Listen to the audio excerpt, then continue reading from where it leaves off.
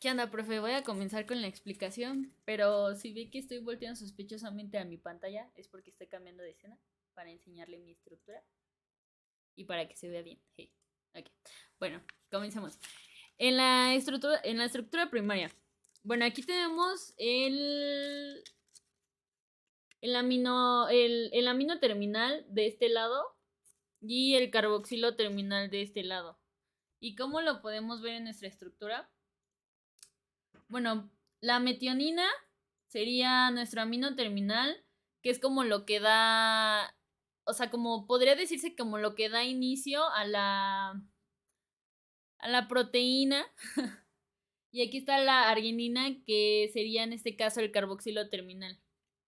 Ok, bueno, pasando a la secundaria, la estructura secundaria. Tenemos 7 alfas hélices. Y en la estructura secundaria es cuando la secuencia la secuencia reacciona con los puentes de hidrógeno. Los puentes de hidrógeno como tal dan el unión. Y aquí tenemos las 7 alfas hélices, que también hay alfas hélices y betas plegadas. Entonces, comienza aquí con el amino terminal, las alfas hélices. Entonces lo que pasa es que estas alfas van dando vueltas y son alfas hélices dextrogiras de tipo R. ¿Por qué? Porque terminan hacia la derecha. Entonces, como se ve aquí en la estructura de papel, todas terminan hacia la derecha. Entonces todos son dextrogiras. Bueno, aquí podemos ver en nuestra estructura. Ajá. Podemos ver aquí los puentes de hidrógeno, que en este caso, o sea, el hidrógeno lo que hace es que se une con los aminos de los aminoácidos, o sea, bueno, con los aminos, y el oxígeno se une con los carboxilos. Entonces aquí podemos ver los hidrógenos y de este lado podemos ver los oxígenos. Ajá. Entonces, en esta estructura como tal, se podría decir que no importan tanto los grupos R. ¿Por qué? Porque están por fuera. Aquí se puede ver cómo tenemos una valina. Y bueno, en este caso se pueden ver que están por fuera de la estructura. ¿Qué son los giros? Bueno, los giros son elementos que se consideran estabilizados por los puentes de hidrógeno. Están formados por 4 aminoácidos.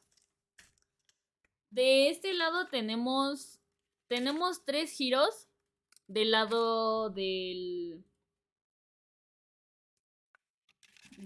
amino. Tenemos 3 giros y tenemos 3 giros del lado del carboxilo. Entonces, estos giros se dan porque, o sea, debe de haber una prolina. Aquí lo podemos ver muchísimo mejor. Debe haber una prolina o una glicina. ¿Por qué? Porque lo que hacen es que causan como un tipo de o sea, causan una doblez en la alfa hélice y ya no pueden tener como que la misma forma de listón rizado. Y aquí se puede ver. Tienen que estar formados al menos como por 4 aminoácidos.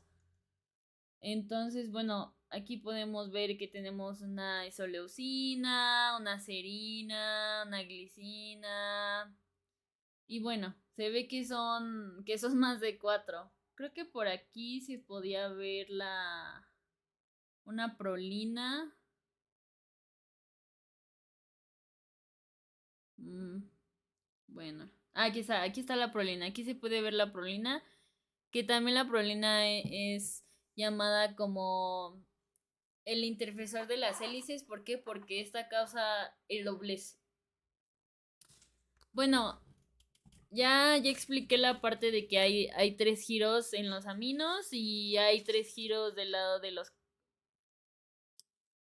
Hay 3 giros del lado de los carboxilos dentro de ella.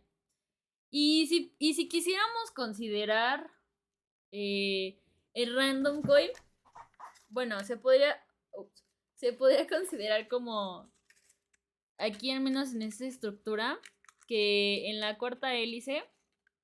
Ajá, en la cuarta hélice, bueno, ¿qué son los random coils? Son alteraciones que hay en la proteína. Entonces, se podría decir que como la cuarta hélice de aquí está dislocada, puede ser un random coil.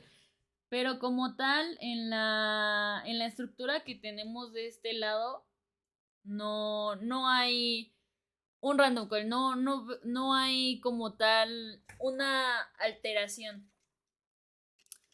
Bien, para la tercera estructura, perdón, profe, estoy nerviosa.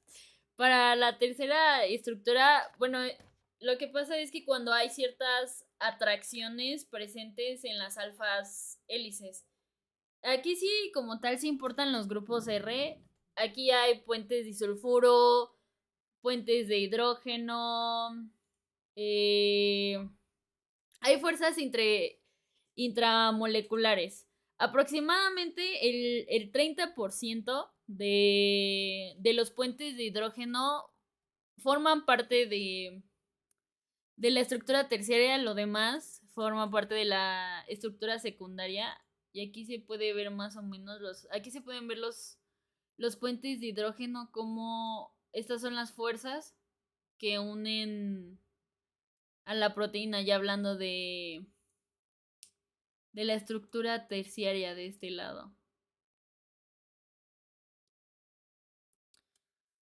Ok, entonces la proteína está incrustada en una membrana celular. Y esta membrana celular tiene una bicapa fosfolipídica. Bueno, ¿y esto por qué es importante? ¿O esto qué significa? Lo que pasa es que para que la GPCR funcione, tiene que dar una señal, tiene que recibir una señal. Entonces, para que esté dentro de una membrana, tiene que tener aminoácidos polares y no polares. Los aminoácidos polares se encuentran, están afuera de la estructura. Y los aminoácidos que no son polares se encuentran por aquí en medio, como por ejemplo lo es la leucina, que podría decirse que está aquí atrás. La leucina que está aquí en medio. Entonces esto es importante porque si como no son polares, pues sí se mantienen dentro de la estructura. Entonces, pues es más que nada por las fuerzas intramoleculares. Entonces, en la estructura cuaternaria, consiste de más de una cadena de aminoácidos. Y bueno, en esta estructura, como tal, no hay una estructura cuaternaria, porque debería de tener dos más, o sea, en esta estructura solo tenemos un amino terminal y un carboxilo terminal. Entonces, como tal, aquí no hay una estructura cuaternaria. Si hubieran otros aminos, sí se podría.